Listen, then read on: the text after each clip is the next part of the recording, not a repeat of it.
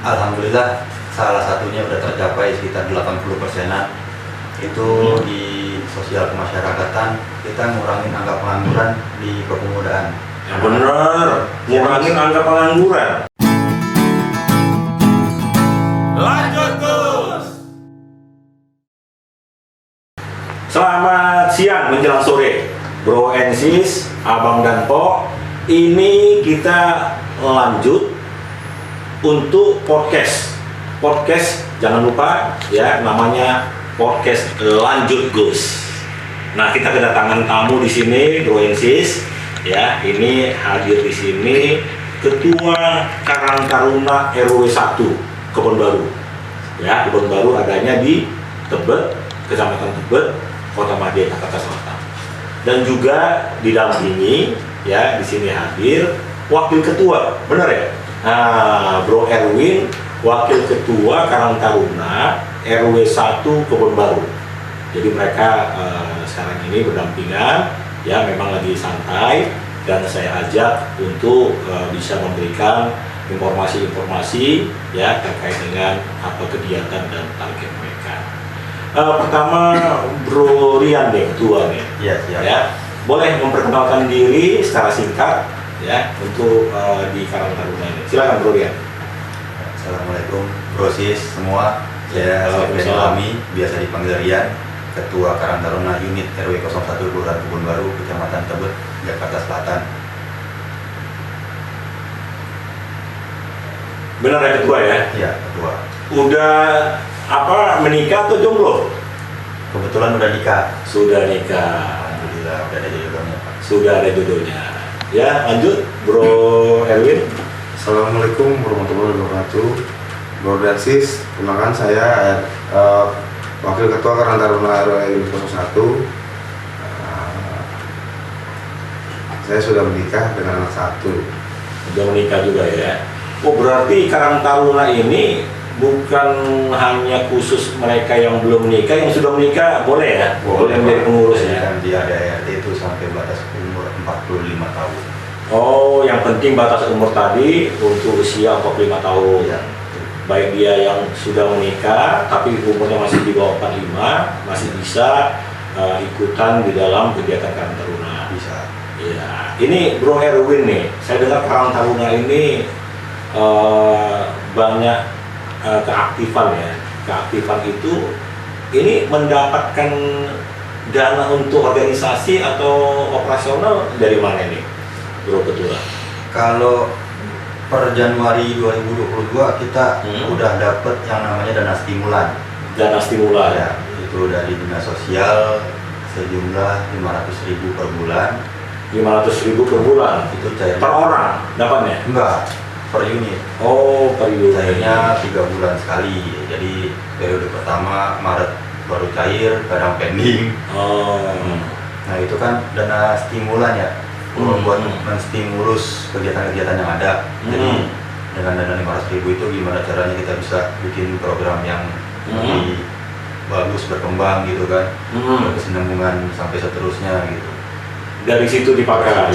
Berarti per 3 bulan itu sekali dapat 1.500.000. Nah, ini Bro Wakil Ketua ini, Bro Erwin ini, itu dana itu cukup.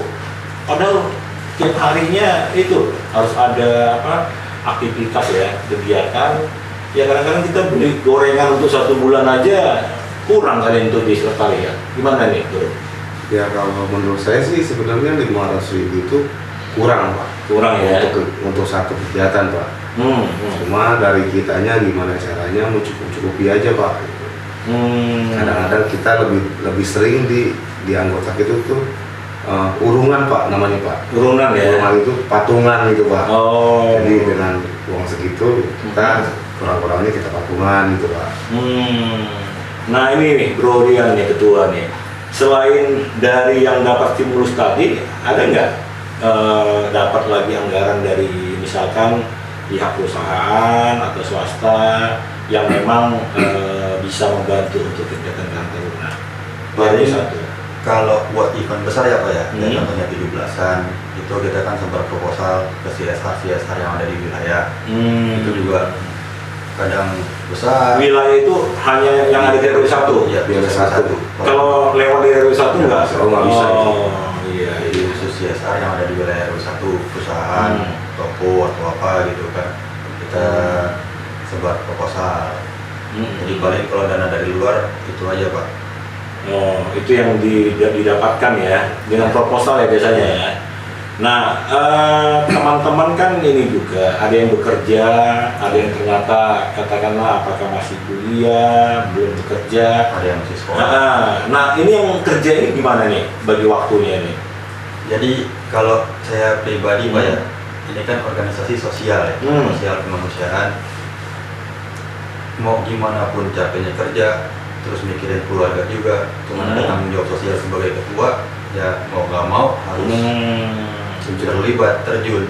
Atau kalau ketua lagi sibuk, lagi kerja, lagi rapat, wakil ketua yang ini? Ya. Oh, Bro Erwin ya, atau sekretaris ya. Nah, ini kan ada namanya pertanggungjawaban. Nah, itu tetap dilakukan per periode atau per tahun? Kalau laporan pertanggungjawaban LPJ itu biasanya kita per periode. Per periode ya? Dari laporan keuangan, kegiatan Satu periode berapa tahun?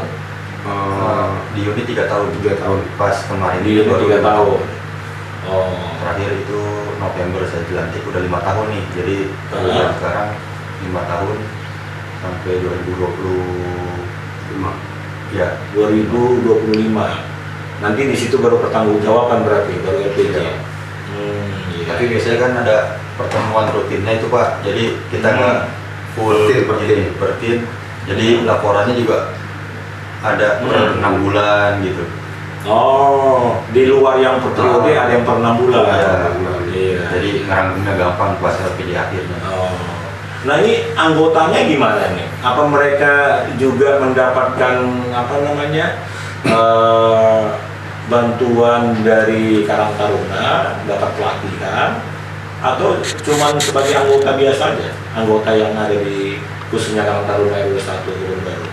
Jadi buat anggota semua Pak, kalau untuk pelatihan kan menunggu yang dari luar Pak, jasa dari luar itu kayak menurut kemanusiaan. Kalau di kemanusiaan itu dari PRI itu Pak, itu yang sering ngasih pelatihan untuk rescue gitu Pak. Untuk rescue ya. Ya, jadi kalau untuk anggota sih menurut kita di R1 aman Pak. Oh. Anggota ini dibatasi nggak sih? Misalnya minimal atau maksimalnya 20 atau nggak dibatasin ya? Yang penting usianya jangan sampai lewat 45 tahun ya. Oh. Nah, kemudian target ini kan kadang-kala kan perlu juga nih ya dari teman-teman ya, dari bro berdua ini untuk bisa katakanlah tetap eksis dan juga tetap keanggotaan daripada warga di RW 1 Kebon Baru itu mereka merasa Karang Taruna ada gitu loh, hadir. Nah, itu apa nih yang mau bro targetkan? Coba dari kedua dulu Pak ya. Alhamdulillah salah satunya udah tercapai sekitar 80%-an. Itu di sosial kemasyarakatan kita ngurangin angka pengangguran di kepemudaan. Ya bener, ngurangin angka pengangguran. Anak-anak yang tadinya nganggur nih, pemuda-pemuda nih, yang baru pada lulus kayak apa, yang biasanya nongkrong-nongkrong nggak jelas, pengangguran gitu. Malah salah satu orangnya itu pernah masuk, terus keluar, ya kan, kriminal. Oh. Itu sekarang udah kerja, fokus kerja, udah kerja ya. Rangkul. Itu yang nongkrong-nongkrong sekarang udah mulai sepi. Oh. Jadi udah mulai pada sibuk kerja gitu kan. Betul. Dia ngeliat temennya kerja nih, yang baru aja bisa kerja kok enggak gitu. Iya. Alhamdulillah kita udah bisa mencapai itu. Cuma berarti Karang Taruna bisa menyalurkan mereka untuk dapat kerjaan. Kita nggak menyalurkan Pak, cuma kasih pandangan. Intinya merubah pola pikir mereka, pola pikir. Secara garis besar merubah pola pikir anak-anak muda yang ada di RW 01 Pak.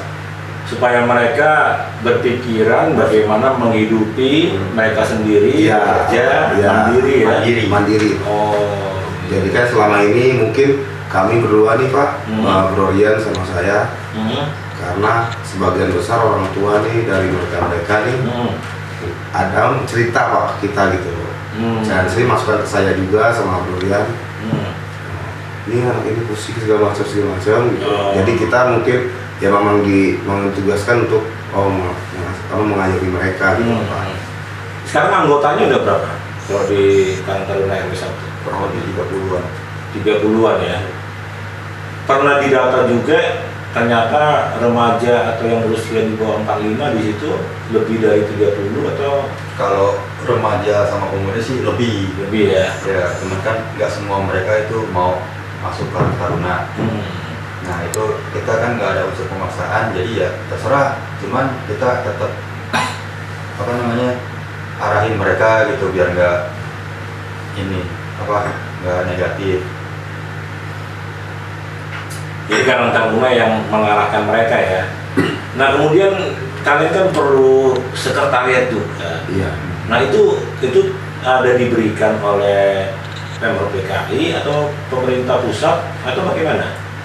Kalau sekretariat sih kebetulan banget nih ya, di RW 1 Kelurahan Kebon Baru itu Kasana Frida Karang Taruna pertama di Indonesia. Yang di RW 1 ya. Jadi sekretariat kita ada di situ. Itu kan otomatis kita dapat langsung dari dinas sosial, cuman belakangan perhatiannya juga kurang Pak. Iya. Sampai kelistrikannya mulai ngaco, terus juga gentengnya juga ada yang jebol. Pokoknya berantakan deh. Ini yang lagi kita usahakan gitu. Target utama kita sebenarnya di SKKT nih, seenggaknya tahun 2023 atau 2024 tuh direnovasi ulang gitu. Direnovasi ulang. Ada pembangunan lah kita. Ada rehabnya ya. Ya, ada rehabnya. Direnovasi ya. Iya. Nah ini teman-teman Bro Ensis, ini juga saya sebagai wakil rakyat dan juga tentunya wakil dari teman-teman Karang Taruna ya. SKKT ya. Iya, SKKT yang ada di RW 1 Kebon Baru ya. Karang Taruna yang bersekretariat di situ itu kita jadikan perhatian ya, kita jadikan fokus sebagai milik ya nasional. Nah ini juga ada alasannya. Alasannya tadi disebutkan, disitulah pertama kali Karang Taruna berdiri atau Karang Taruna diawali pendiriannya di situ ya. Iya. Cikal bakal Pak. Cikal bakalnya ya.